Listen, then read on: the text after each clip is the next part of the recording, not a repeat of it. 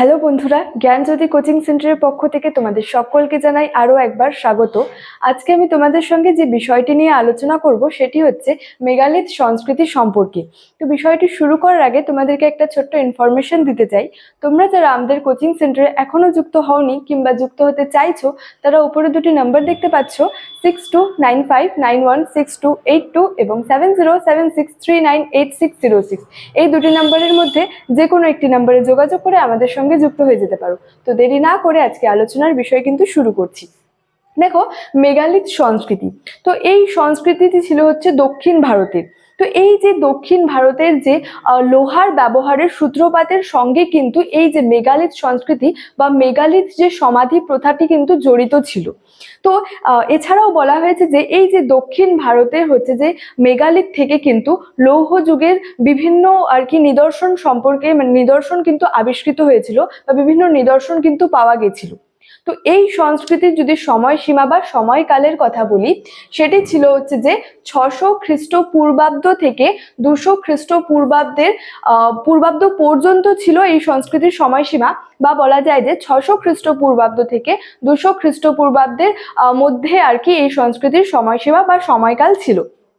তো এই যে এই অঞ্চল থেকে কিন্তু এই অঞ্চলে কিন্তু মেগালিথ নানা ধরনের ছিল, অর্থাৎ মেগালিথ যে সমাধিগুলি ছিল সেগুলি কিন্তু নানা ধরনের ছিল।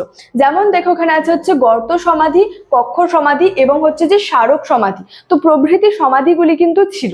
তো এই যে সমাধিগুলি ছিল, এই সমাধিগুলি থেকে কিন্তু লৌহ নির্মিত বিভিন্ন জিনিস আর কি আবিষ্কৃত হয়েছিল, অর্থাৎ লোহার কিন্তু বিভিন্ন জিনিস আবিষ্কৃত হয়েছিল এবং সেগুলির মধ্যে উল্লেখযোগ্য ছিল হচ্ছে দেখো, কাস্তে, কুঠার, ত্রিশূল, বর্ষা ফলক, বান ফলক, এছাড়াও ছিল তরবারি, প্রদীপ প্রভৃতি লৌহ নির্মিত জিনিস কিন্তু এই সমাধি থেকে আর কি আবিষ্কৃত হয়েছিল। এবং এই লৌহ নির্মিত জিনিস ছাড়াও কিন্তু বিভিন্ন জিনিস কিন্তু আবিষ্কৃত হয়েছিল। যেমন দেখো, এই যে কালো ও লাল সেখানে হচ্ছে মৃৎপাত্রও ছিল, পাথরের তৈরি বিভিন্ন জিনিস আবিষ্কৃত হয়েছিল। এছাড়াও দেখো, পোড়ামাটির কাজ সেখানে ছিল। তাছাড়া হচ্ছে সোনা, রূপা এবং ব্রোঞ্জ দিয়ে ব্রোঞ্জের কিন্তু বিভিন্ন জিনিস আমরা কিন্তু এখানে হচ্ছে আবিষ্কৃত কিন্তু হয়েছিল। অর্থাৎ এখানে লোহার লৌহ নির্মিত জিনিস তো আবিষ্কৃত হয়েছিলই, লৌহ নির্মিত জিনিস ছাড়াও কিন্তু বিভিন্ন জিনিস এখানে কিন্তু আবিষ্কৃত হয়েছিল, যার মধ্যে ছিল হচ্ছে কালো ও লাল মৃৎপাত্র, পাথর পাথরের তৈরি বিভিন্ন জিনিস, সেখানে হচ্ছে পোড়ামাটির কাজ ছিল এবং হচ্ছে যে সোনা, রূপা ও ব্রোঞ্জের কিন্তু বিভিন্ন জিনিস আবিষ্কৃত হয়েছিল। তো দেখো, যদি বলি এখন এই সংস্কৃতির নিদর্শনগুলি কোন কোন স্থানে বা কোন কোন জায়গায় পাওয়া গেছিল, তো দক্ষিণ ভারতের কিন্তু বেশ কয়েকটি জায়গায় এই সংস্কৃতির নিদর্শনগুলি কিন্তু পাওয়া গেছিল। দেখো, এখানে হচ্ছে কর্ণাটক, মহারাষ্ট্র, তামিলনাড়ু, অন্ধ্রপ্রদেশ, তো প্রভৃতি জায়গায় কিন্তু এই সংস্কৃতির যে নিদর্শনগুলি ছিল সেগুলি কিন্তু পাওয়া গেছিল, বা বলা যায় নিদর্শনগুলি হচ্ছে আবিষ্কৃত হয়েছিল। এবং এই যে মেগালিথ যে সংস্কৃতিটি ছিল, এটি ছিল হচ্ছে গ্রামীণ সংস্কৃতি, অর্থাৎ গ্রামকে কেন্দ্র করে কিন্তু এই সংস্কৃতি ছিল। তো এই যে গ্রামীণ সংস্কৃতি বা গ্রামীণ জীবনের হচ্ছে ভিত্তি ছিল, এখানে হচ্ছে মূল ভিত্তি ছিল কৃষি কাজ এবং হচ্ছে পশুপালন।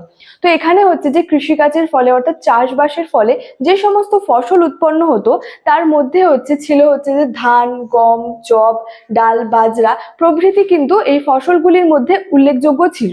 তো এই সংস্কৃতির সময়সীমার কথা তো প্রথমেই বলেছিলাম যে 600 থেকে 200 খ্রিস্টপূর্বাব্দের মধ্যে এই সংস্কৃতির কিন্তু সময়সীমা ছিল। তো স্টুডেন্ট, এই ছিল আজকে আমার আলোচনার বিষয়। ভিডিওটি ভালো লেগে থাকলে অবশ্যই লাইক, কমেন্ট এবং বন্ধুদের সঙ্গে শেয়ার করে দিবে। দেখা হচ্ছে তোমাদের সঙ্গে পরবর্তী ভিডিওতে। Thank you so much. Thanks for watching.